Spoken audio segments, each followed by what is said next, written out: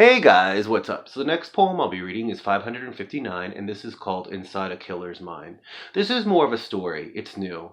I actually wrote it today. The thing I find so terrifying about this is it has to do with a child. His nightmares are actually what's going on in his head. The man that is getting tortured represents his good side, and the demon that is doing it is his evil side. It's not until the conclusion we find out what he chooses and what his destiny is. Inside a Killer's Mind.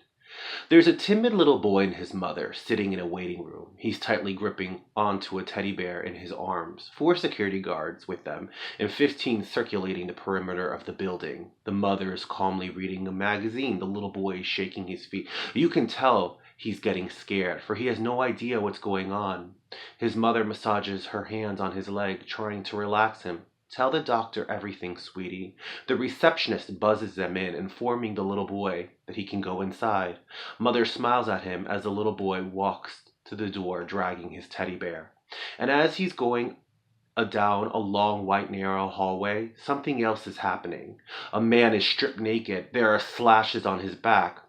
He's hanging upside down on a hook, screaming, and almost like a dungeon. He has no idea how he got there. On the floor are human remains, skeletons. When he finally realizing this, he screams louder and louder. As this is happening, the room is getting filled with blood. A tormented god, perhaps a disfigured man, or even a demon, walks out in a long cape, a crown made of skull heads, laughing. He looks directly into the helpless man's eyes as the man's flesh keeps getting shredded. The blood sprays on the demon. The little boy walks inside the therapist's room, closing the door, sitting on the sofa. She smiled at him. I see you brought a little friend there. But he didn't say a word, slightly smiled. She pulled out his folder and took a deep breath. So tell me, are you still having these nightmares?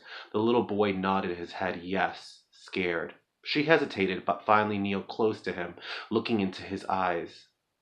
In your nightmares, you say an evil thing, a creature, demon, monster is always hurting a man. You even say there's a lot of blood, but it never changes except the blood in the room. It gets higher and higher. It actually floods.